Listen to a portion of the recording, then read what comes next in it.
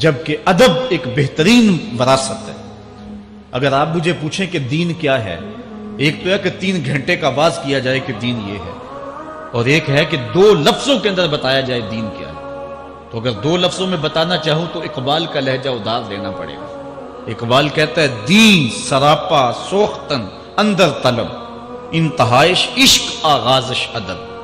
طلب محبوب میں تڑپنے کا نام دین ہے، ادب سے شروع ہوتا ہے عشق پہ ختم ہو جاتا ہے۔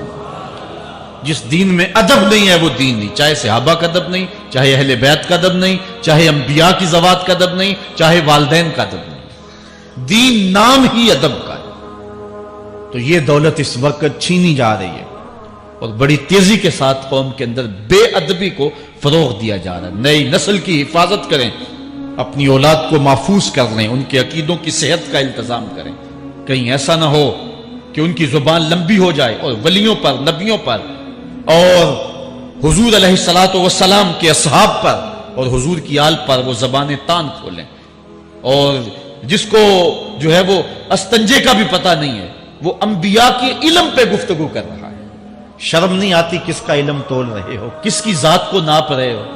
ڈٹھے ورق قرآن دے پھول سارے، تیری شان جیا نہیں کوئی ہو ڈٹھا، تیری شان دا کرے مقابلہ جیڑا ان عاشقاں اصلی چور ڈٹھا۔ کوئی نور آکھے کوئی بشر آکھے، پیندا رات دینے ایہو شور ڈٹھا، اللہ والیاں گل مکا دیتی تساں ہور ڈٹھا اساں ہور ڈٹھا۔ تم نے پتہ نہیں کس کو دیکھا ہے جو سکی بیٹی کو بھی نہیں بخشوا سکتا، گلا پھاڑ پھاڑ کے کہا جاتا ہے نبی سکی بیٹی کو نہیں بخشوا سکتا۔ اور میاں تم بخشوانے کی بات کرتے ہو، نبی تو کہہ رہا ہے فاطمہ تو جنتی عورتوں کی سردار، وہ تو جنتیں بانٹ رہے ہیں، وہ تو جنتیں وراثت میں دے رہے ہیں۔ تو ادب پہلا کرینہ ہے محبت کے کرینوں میں، اس لیے کہا کہ ادب جیسی میراث کوئی نہیں، ولا ظہیرہ کل مشاورہ، اور مشورے جیسا مددگار کوئی نہیں۔ آپ کے پاس بڑے اسلحے ہیں، بڑی تلواریں ہیں، بڑے تعلقات ہیں لوگوں کے ساتھ، لیکن اچھا مشورہ یہ سب سے اچھا مددگار ہے آپ کا۔ حضرت مولا کائنات کا ایک اور قول سنیے، نفس المرء خطاہ الی اجلہ۔ آپ فرماتے ہیں کہ آدمی کی یہ جو سانسیں نکل رہی ہیں یہ موت کی طرف اٹھتے ہوئے قدم ہے۔ دوسری سانس تب آتی ہے جب پہلی ختم ہو جاتی ہے، تو پہلی سانس کی موت، دوسری سانس کی زندگی۔ وہ کیا کسی نے کہا زندگی نام ہے مر مر کے جیے جانے کا۔ یہ ایک بار ہم ایک سانس کو کاٹتے ہیں تو دوسری سانس آتی ہے، جب تک پہلی سانس موجود ہے دوسری نہیں آئے گی۔ تو حضرت مولا کائنات فرماتے ہیں یہ موت کی طرف اٹھتے ہوئے قدم ہے۔ آپ رکے ہوں اشارے پہ تو ہمارے یہ پنڈی بائی پاس پہ جو اشارے لگے ہیں یہ 125 سے بھی چلتے ہیں، 125 سے پیچھے آ رہے ہیں، 20 سے 25 سے 50 سے 100 سے 125 سے پیچھے آ رہے ہیں۔ حضرت مولا کائنات فرماتے ہیں جو چیز شمار کی جاتی ہو وہ بالآخر ختم ہو جاتی ہے، تو گنتی جب الٹی چلتی ہے تو بہت جلد کام زیرو پہ آ جاتا ہے، اور زیرو پہ پہنچنا ہی موت ہے۔ تو زندگی کی یہ سانسیں یہ الٹی چل رہی، اور میں اور آپ لمحہ لمحہ موت کے قریب ہو رہے ہیں۔ ہم جو ہے وہ اپنی زندگی کی سالگرہ منا رہے ہیں، ہم کہتے ہیں کہ ہم اتنے بڑے ہو گئے، میاں بڑے نہیں ہوئے، چھوٹے ہو گئے، موت بالکل قریب آ گئی۔ اللہ اکبر۔ حضرت مولا کائنات معیشت کے اصول بھی بیان کر رہے ہیں، ما اعلی من اقتصد، جو میانہ روی سے چلتا ہے کبھی بھی کنگال نہیں ہوتا۔ اب ہر شخص کی آرزو ہے کہ میری دولت بڑھ جائے، میرے پاس پیسے کافی ہوں، میں آسودہ زندگی گزاروں۔ اس کا طریقہ کیا ہے؟ جھوٹی قسمیں، چالاکی، 2 نمبر مال بیچنا، ٹیکس چوری کرنا، بجلی چوری کرنا، گیس چوری کرنا، کیا طریقہ ہے پیسے بچانے کا؟ مولا کائنات سے پوچھیں، مولا علی سے پوچھیں۔ مولا علی فرماتے ہیں استنزل الرزق بالصدقہ، صدقہ دیتے جاؤ رزق بڑھتا چلا جائے گا۔ جو کماتے جاؤ اس میں کچھ حصہ رکھ لو اللہ کی راہ میں، صدقہ دیتے جاؤ گے تمہارا رزق بڑھتا چلا جائے گا۔ اچھا، حضرت مولا کائنات کا ایک اور قول دیکھیے اور اس کا حسن دیکھیے، من ظن بک خیرا فصدق ظنہ، جو تیرے بارے میں اچھا گمان کرے تو اس کے گمان کو سچائی کر دے۔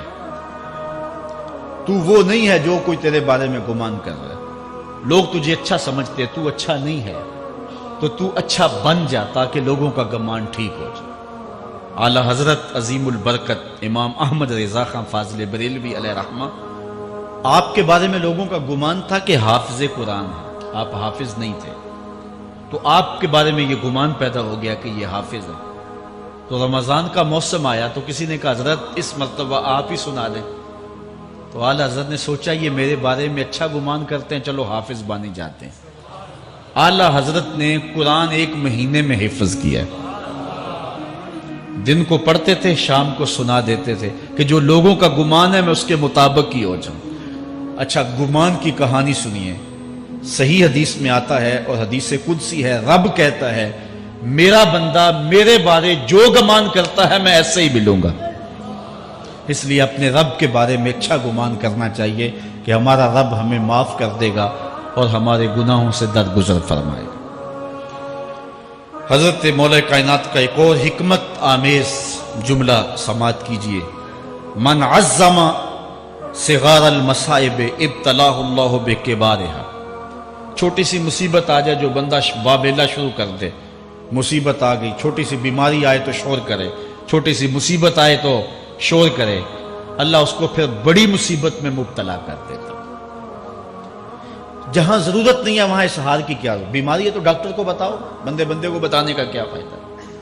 ہمارے ایک دوست ہیں کہ وہ کہتے ہیں کہ پہلے اگر کسی سے پوچھتے تھے نا کہ کیا حال ہے تو وہ کہتا تھا شکر ہے، اور آج کسی سے پوچھے تو وہ کہتا ہے شوگر ہے۔ یعنی اللہ تعالیٰ جل شانہ نے اگر تمہیں کسی ابتلا میں مبتلا کر دیا ہے تو اس کا شور، اس کا واویلا نہ کرو۔ جو چھوٹی مصیبت پر واویلا کرے گا اللہ پھر اس کو بڑی مصیبت میں مبتلا کر دے گا۔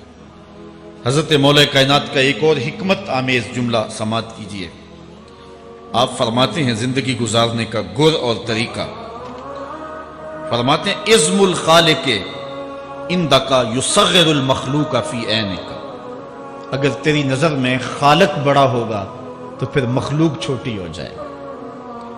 اگر اللہ کی عظمت کا تجھے لحاظ ہے کہ وہ بہت عظیم ہے تو پھر مخلوق کی پرواہ نہیں ہوگی۔ حضرت مولا کائنات رضی اللہ تعالیٰ عنہ فرماتے ہیں کہ ایک باندی کے ہاتھ کے اندر خنزیر کی انتڑیاں ہوں، میں دنیا کو اتنی نظر سے بھی نہیں دیکھتا۔ تو یہ انسان اللہ کی عظمتوں کا اور اللہ کی شانوں کا جب لحاظ اسے ہوتا ہے تو پھر دنیا اس کی نظر میں جو ہے وہ کوئی قدر و قیمت نہیں رکھتی۔ ایک روایت میں آتا ہے جس کو اللہ نے قرآن دیا اور اس نے دنیا داروں کو دیکھا رشک کی نظر سے کہ ان کو دولت دی گئی، ان کو فلاں دیا گیا، میں تو بہت پیچھے رہ گیا۔ قد حقر ما آتاہ اللہ، اس نے اللہ کی عطا کو حقیر جانا۔ وہ میاں انہیں دولت دی گئی ہے، رب نے تجھے اپنا قرآن عطا کیا، تو پھر جو ہے وہ تو حقیر تو نہیں ہے، تجھے تو اعلیٰ چیز عطا کر دی گئی ہے۔ تو جس نے اللہ کی عظمت اور خالق کی عظمت کا اقرار کیا پھر مخلوق اس کی نظر میں کوئی حیثیت نہیں رکھتی ہے۔ کن فی الفتنۃ کابن اللبون لا زہر فیرکب ولا درع فیحلب۔ جب فتنے دنیا پہ پھیل جائیں تو مولا کائنات نصیحت کرتے ہیں پھر زندگی کیسے گزارنی۔ یہ دور بھی فتنوں کا دور ہے۔ حضرت مولا کائنات فرماتے ہیں جب فتنے معاشرے میں پھیل جائیں تو پھر اونٹ کے 2 سالہ بچے کی طرح ہو جائے کہ اگر لوگ اس پہ سواری کرنا چاہیں تو وہ سواری کے قابل نہ ہو، اور لوگ اگر اس کا دودھ دونا چاہیں تو وہ دودھ نہ دے، یعنی وہ فتنے کو کسی طرح سے بھی تقویت نہ دے، اس طرح کا ہو جائے جس طرح اونٹنی کا 2 سال کا بچہ ہوتا ہے۔ حضرت مولا کائنات فرماتے ہیں من حاسب نفسہ رابحہ ومن غفل عنہا خاسرہ ومن خاف آمنہ ومن اعتبر ابصر ومن ابصر فہم ومن فہم عالم۔ فرماتے ہیں کہ جس نے اپنے نفس کا محاسبہ کیا اس نے نجات پا لی، اور جو اپنے نفس کے محاسبے سے غافل رہ گیا اس نے خسارے کا سودا کیا۔ جو اللہ سے ڈرا وہ امن پا گیا، اور جس نے زندگی سے عبرت حاصل کی اس کی آنکھوں میں روشنی آ گئی، بصیرت کا اسے نور مل گیا، اور جسے بصیرت کا نور مل گیا وہ فہم و فراست کی دولت سے مالا مال ہو گیا۔ ومن فہم عالمہ، اور جس کو فہم مل گیا وہی شخص عالم بن گیا۔ مختلف سیغے یاد کرنے سے عالم نہیں بنتا، فہم و فراست کا نور اگر مل جائے تو یہ ہے علم کا جمال۔ آخرت کی فکر رکھنے والا عالم ہے. بلکہ مولا کائنات فرماتے ہیں العلم علمان مطبوع و مسموع. علم دو علم ہے، ایک وہ ہے جو من میں راسخ ہو اور ایک وہ ہے جو کانوں تک رہتا. فرماتے ہیں ولا ينفع المسموع اذا لم يكن المتبوع. جو سنا ہوا علم نفع نہیں دیتا جب تک وہ من میں اتر نہ جائے اور باطن کے اندر روشنی نہ کر دے.